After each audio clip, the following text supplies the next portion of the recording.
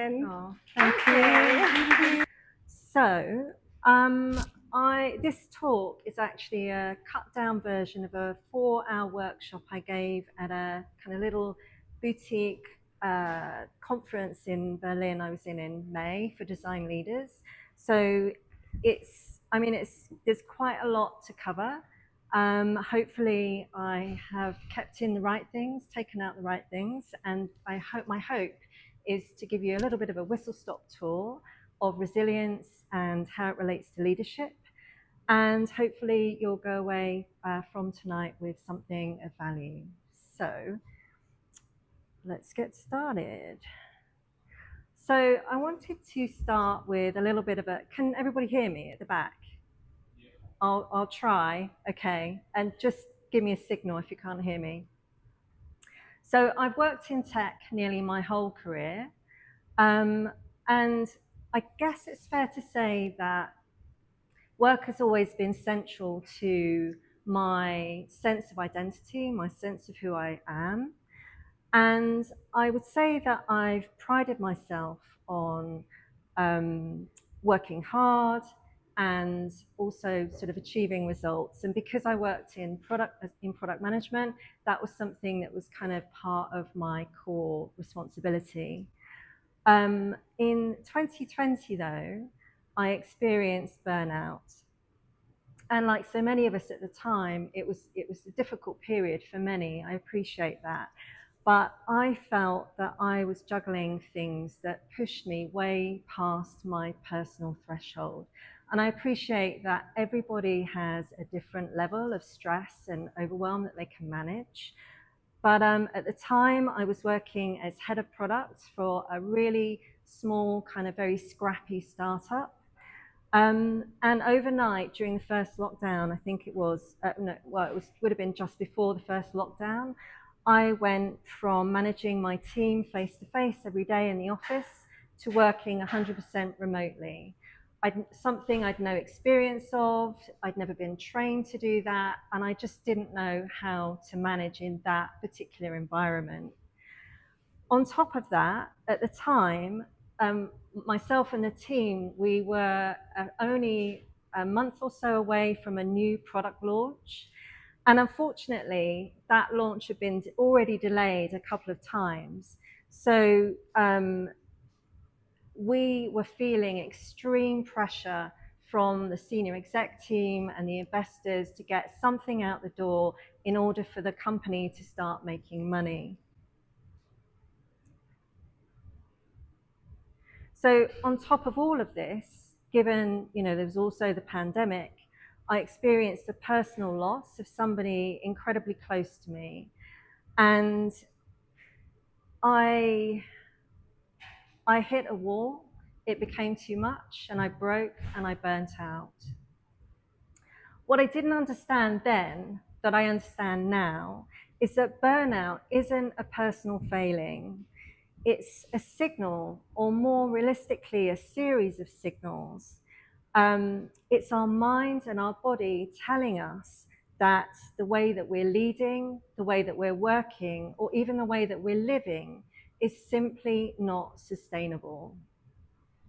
And if we pay attention to those signals, they can point us towards a different way of working, a different way of leading, one that's not about driving ourselves into the ground, but about cultivating resilience.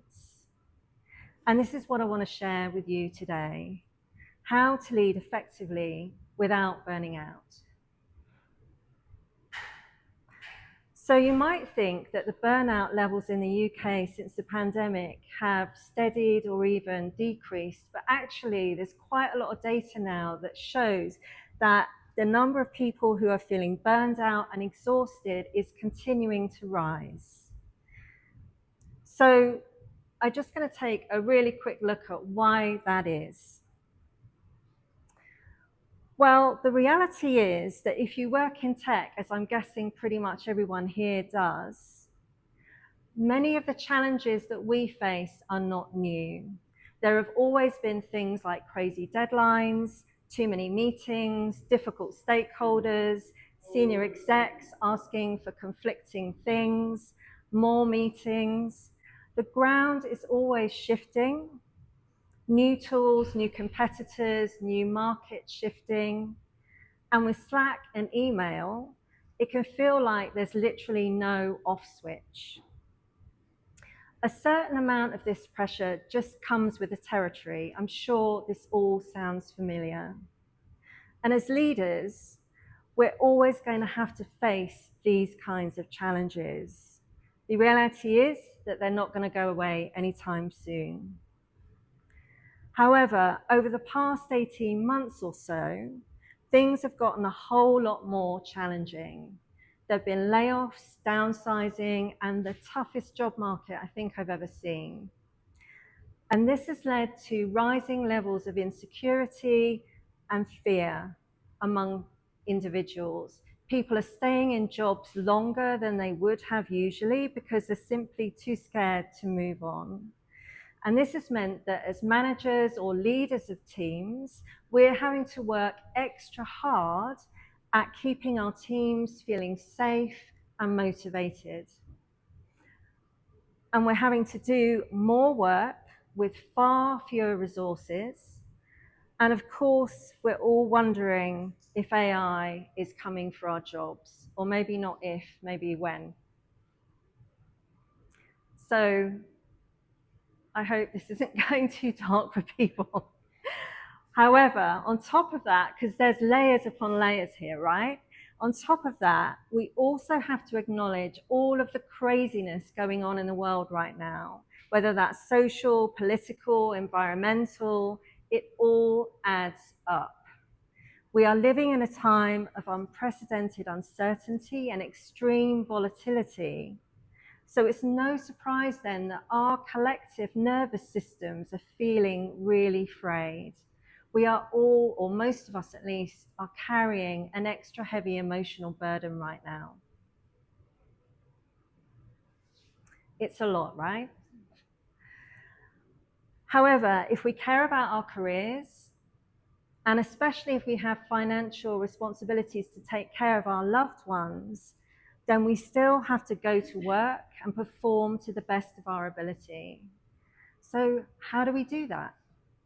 And what can we do to better manage work stress in order to support ourselves as well as our teams and those around us?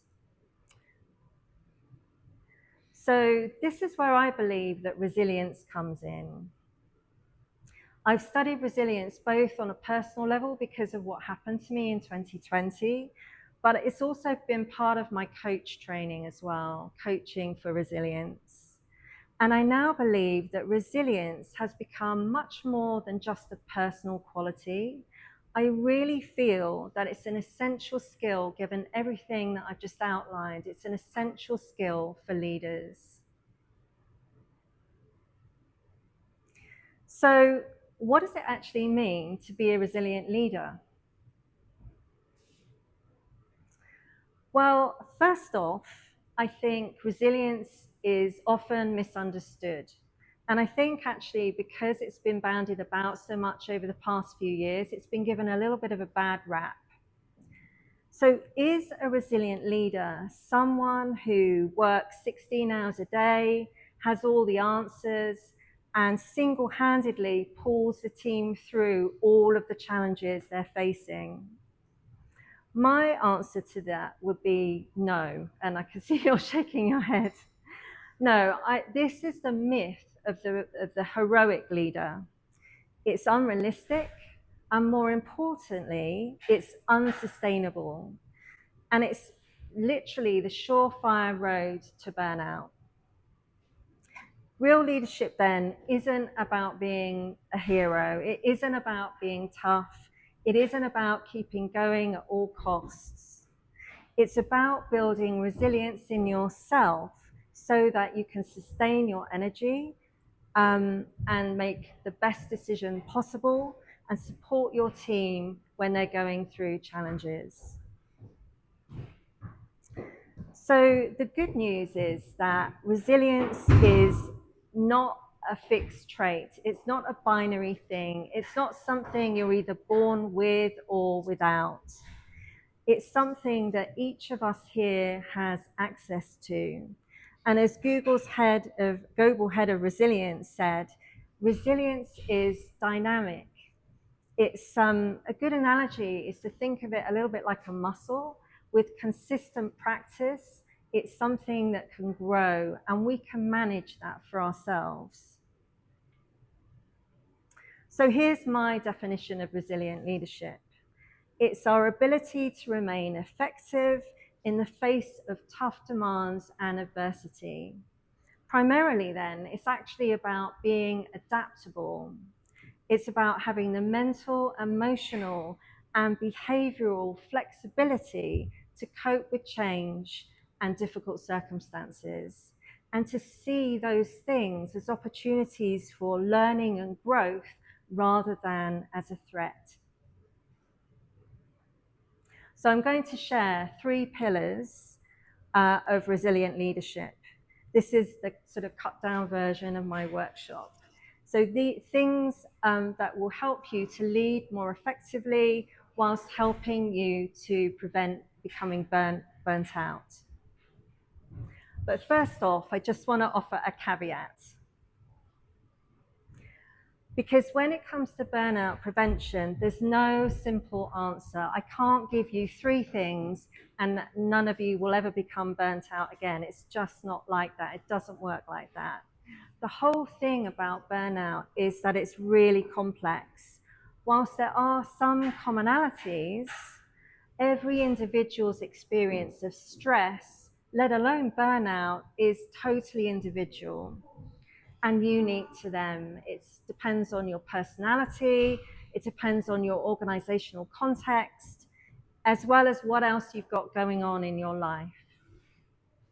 So what I'm not saying, because the 3 pillars and the tools that I'm going to share focus mostly on the individual, what I'm not saying in this talk is that the root of burnout is the responsibility or lies only with the individual, because that's not true.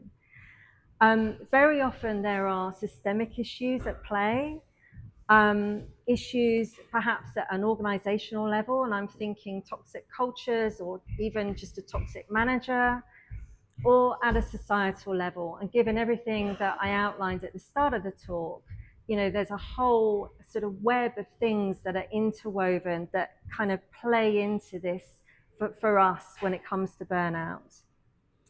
So I'm not going to talk about the wider systemic issues in this talk, because that would be a kind of a different session and it would take too long. But I am going to offer some things, hopefully, that you can take away. So pillar number 1 is when it comes to building and maintaining your own personal resilience, it all starts with self-awareness.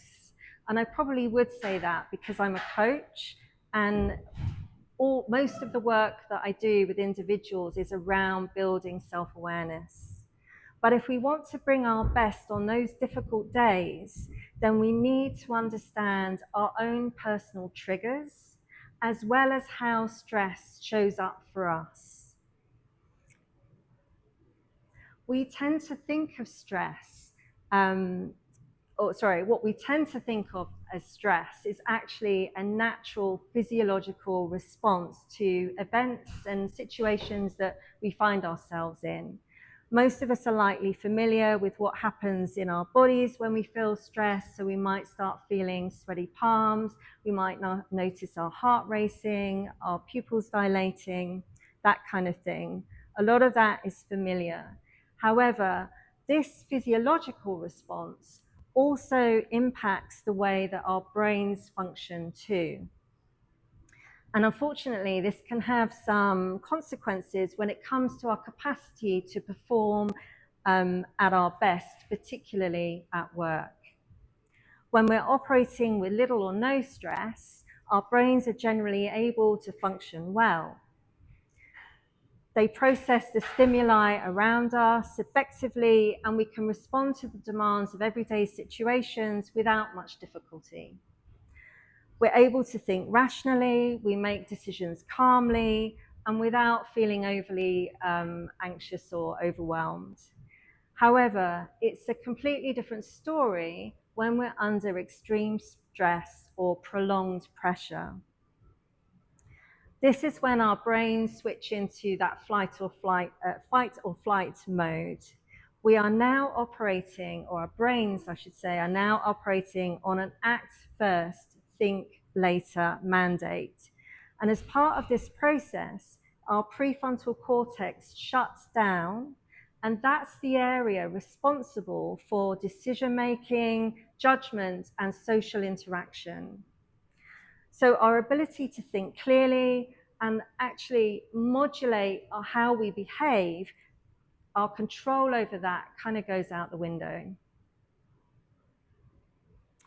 So I think this is important because a lot of leadership books kind of give you the impression that our leadership style, and I don't know if you've ever taken a kind of leadership style test in any way, a lot of these leadership books suggest that our leadership style is something that's stable and consistent. You know, it doesn't matter, it's stable over time and consistent regardless of the situations and contexts that we find ourselves in. However, there's now a growing body of research that points to this not actually being the case. And unfortunately, how we behave when we're under a lot of pressure has a big impact on our teams as well as those around us. Pressure, I think, can reveal an awful lot about our leadership style, our true leadership style. When things go wrong, whether that's a missed deadline or an unexpected issue, your team is looking to you for guidance. Leaders who are able to stay composed and calm in these moments are able to send a message to their teams that challenges are manageable and that there is a path forwards. Types of behaviours, as this slide shows, that we typically lean into when we feel under pressure includes things like finding it much, much harder to make decisions, sort of sliding into behaviour that's a bit micromanagey, and we're much less likely to be able to take on new ideas or even feedback, constructive feedback, when we're in this state. And I think the key thing here really, and why I was talking about our nervous system, is that our nervous system, because it's that primal kind of survival instinct, and it evolved to keep us safe from threats, our nervous system responds to the world before our logical brain does, which can mean that when our stress levels get really high, we find ourselves slipping into what I would call automatic sort of patterns of behavior without even realizing that we're doing it, because it's something that we don't necessarily have control over. And these automatic behaviors, as we've just seen, the sort of micromanaging, you know, an increased need of control, being a little bit sort of closed off and not open to ideas or feedback, those sorts of behaviors, when we're leading a team, are not especially helpful. And we know that these behaviors don't make for good leadership, but we all have these negative tendencies, all of us, particularly when we are under stress. So without self-awareness, we can be unaware of how we are feeling and then how that's translating into behaviors to those around us. And this is going to potentially impact the morale and the performance of your teams. So I think the key thing here is if we can understand our triggers, our own personal and individual triggers, then that's going to be helpful because it's going to tell us what we need to look out for and what we need to pay attention to. Self-awareness actually helps us create the space we need to make better choices and how we respond to events and situations. So the first tool that I'm going to share is it sort of helps you to think about how you're showing up for those around you. And it's an exercise that I give to the leaders that I work with, but it's also quite a good team exercise actually as well. And I'm a bit sad that we don't have the time to do it kind of here and now, but I'll just walk you through it. So imagine this horizontal line is a dividing line between two mental states. Above the line is where we feel safe and relaxed. Our nervous system is essentially in rest or digest mode. Below the line, in this area, is where we feel a sense of threat. Here we feel stressed, we feel anxious. This is essentially fight or flight mode. In terms of our thinking and behavior over time, over the course of a day or a week, we're likely going to spend most of our time up here, but when we feel stressed and pressure, we're going to dip below the line. So we're sort of going to, be doing this over time. So above and below the line, each have a different set of behaviors associated with them. So when we're above the line, we are calm, centered, and focused on growth. We're open, we're curious, we take responsibility, and we're hopeful. We look for possibilities and opportunities. We have the capacity to be more receptive, and we can more easily connect with other people. So for example, when we're operating in this space and somebody gives us constructive feedback, we can be open to it. We can hear what they're saying, and then we can think about that and think about what we actually want to take on board from that feedback. When we're below the line, we're sort of going by fear-driven responses. So we tend to be more reactive. We can become closed off and a bit defensive because we're feeling under threat. If someone wants to offer us feedback when we're in this space, then we might become a bit angry and pissed off. We might be dismissive, and we might decide that they don't know what they're talking about and we're not going to take on that feedback and just totally dismiss it. Or we might be feeling helpless and then start spiraling down into negative thought loops. So the point I want to make here really is that with self-awareness, we can start to build our knowledge. We can get to know ourselves better and understand what moves us between those two sets of behaviors. And we can start to develop strategies that can better support ourselves. And I think this growing self-awareness creates the space for us to start to choose how to respond to things rather than slipping into those automatic behaviors that I talked about. Ultimately, this is about becoming a little bit more flexible in our thinking and in the way that we respond to things so that we can lead with more intention. So pillar number 2 is all about establishing clear boundaries. When it comes to our individual levels of resilience, boundary management is the ability to respect the lines that we want to draw to protect our well-being while still respecting the needs of our team and our organization. Without boundaries, we're like a house with our doors and windows blown wide open, and anyone can come in and take whatever they want.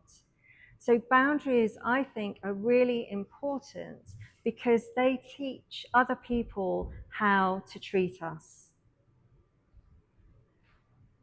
There are lots of things that I could say about boundaries, but because I only have 30 minutes, the one I want to focus on here is directly related to being an emotional anchor for your team. And as leaders, that can be one of the most draining aspects of leadership. Now, I think empathy it's a tricky thing to get the right balance, because we all know, I hope, that empathy is central, it's core to being a good leader. But when we start to over-index on empathy, and I personally really can relate to this, it can lead to emotional exhaustion.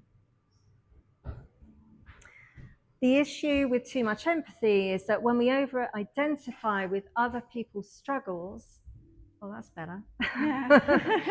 It can be hard to lead objectively, and also to protect our own energy.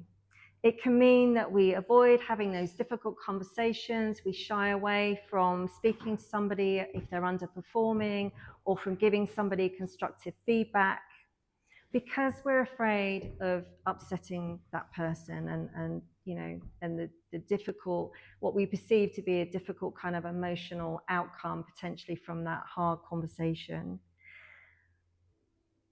Also, I think when we're in a leadership position, if we're always putting our team first rather than taking on the broader perspective of the organization, this can result in losing the respect and trust of our peers around the organization, the other people who are also in leadership positions.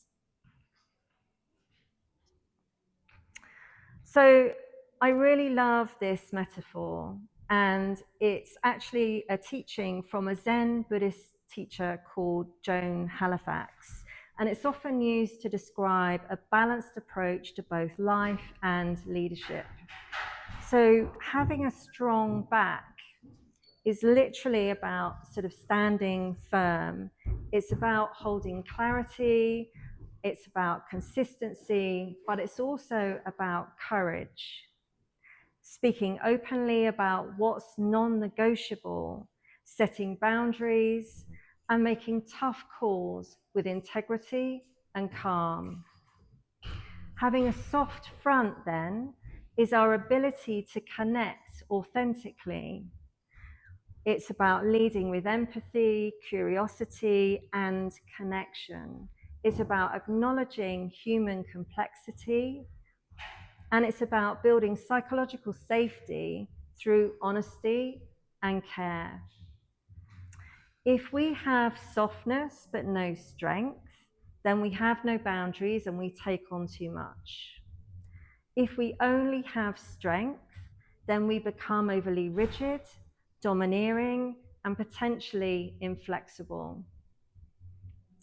The best leaders listen deeply and act decisively. You're not here to absorb everything. You're here to create the conditions where great work can happen and the people that work for you or around you can thrive.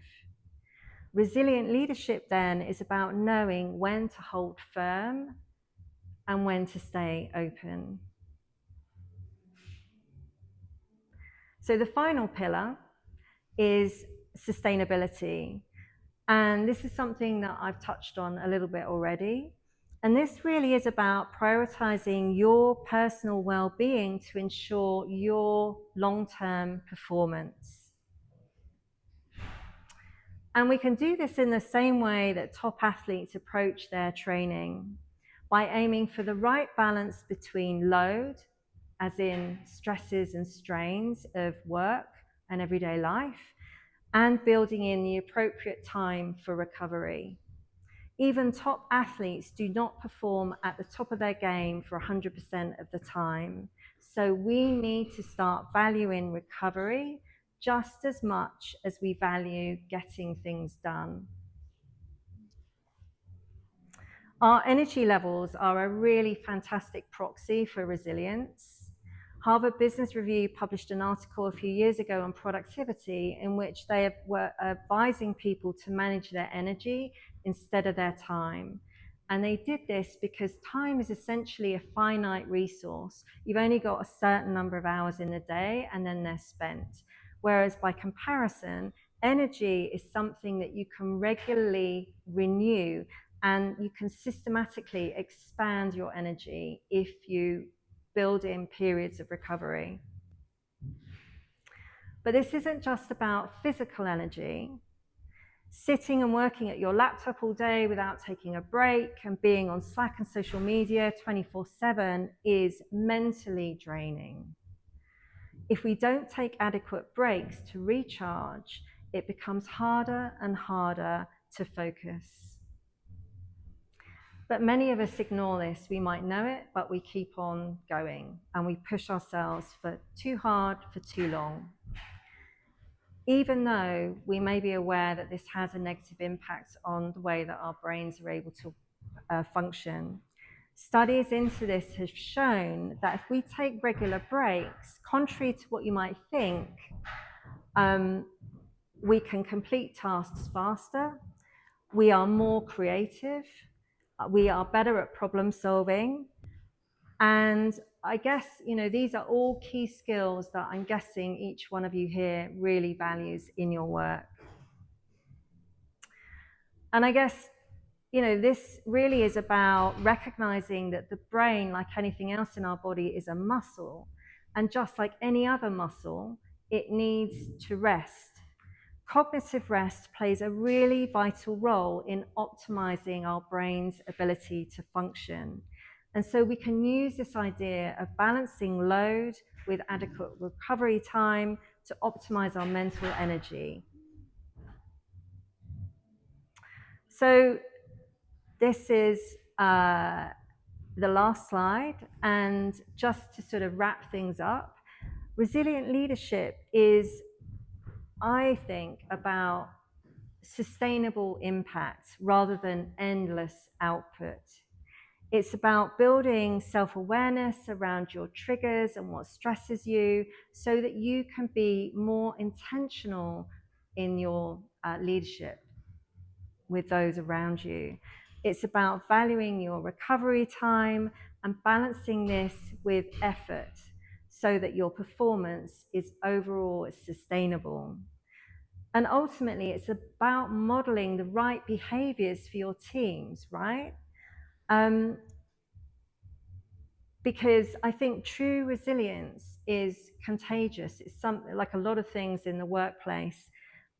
If you practice it as a leader in your position of authority, you are essentially giving others permission to do the same.